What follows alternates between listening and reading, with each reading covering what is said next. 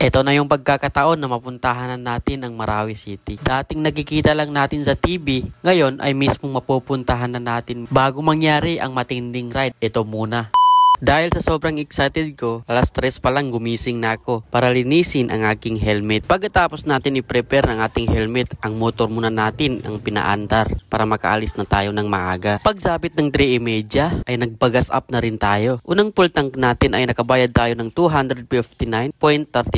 Nasa 4.3 ang liters ang gas natin ngayon. Pagkatapos natin magpagas ay sumibat na rin tayo agad dahil nag-aantay ang mga kasamahan natin dito sa COL Pagalungan. Sila pala ang mga kasamahan natin para mag-ride sa Marawi City. Habang inaantay natin yung mga kasamahan natin ay magpapalipad muna tayo ng drone. Pagsapit ng alas 5 ay kompleto na rin kami at agad-agad na kami umalis. Napakaganda sa mata tignan mga boss. Marami na naman tayong memories na mabubuo ngayong araw. Pagdating namin dito sa Libungan ay dito na rin kami dadaan sa Alamada, North Cotabato dahil mai-enjoy namin ang bawat dadaanan namin dito. Hindi na rin namin napigilan para tumigil dahil sobrang kapal ng pugs na nagpakita sa amin. Pagkatapos namin mag-take ng picture ay lumarga na rin kami. Lahat ng magagandang spot na aming madadaanan talagang hihinto kami para kumuha ng mga magagandang larawan. Pagkatapos ng ilang minuto ay narating na rin natin ang Tent City ng Alamada. Stop over muna kami dito sa may Alamada Tent City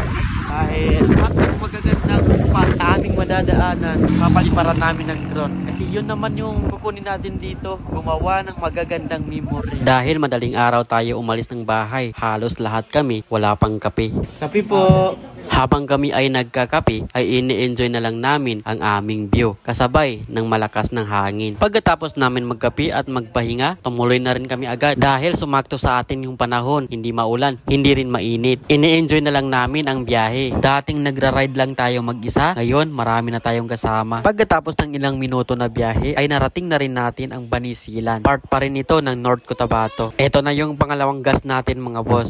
Pangalawang gas na namin to para tuloy-tuloy na yung biyahe namin. Pangalawang full tank na natin ito mga boss at gumasto na naman tayo ng 199.93 at meron naman tayong 3.45 liters. Pagkatapos natin mag-gas up ay tumuli na rin tayo sa biyahe at pumasok na rin tayo ng Lanao del Norte at lagi pa rin tayo sinusubaybayan ng kasamahan natin na naka-X-Max. Maraming salamat sa iyo bata, Dato Ali. At nadaanan na rin natin ang Municipality of Wao. At siyempre gusto ko magpasalamat isa sa mga kasamahan natin, Black Modern Lifestyle 0.3 dahil lahat ng ibang mga clip na nakikita niyo ngayon ay pinaalam ko sa kanya para pagsama-samahin sa isang vlog lang. At touchdown na kami ng Talakag. Dito na rin kami maghahanap ng magandang kalsada para kami ay makakuha ng magandang litrato. At dahil meron na kami nahanap na magandang spot, dito na rin kami nag-banking-banking. At sinabihan ko na rin yung mga kasamahan ko na galingan nyo na sa pagbabanking dahil ako na bahala kukuha ng pangmaydin ninyo. At hindi na rin magpapahuli ang mamaw ng Dungguan, Dato Muntawal, Maguindanao. Gusto niyo makita ang resorta? Ito na.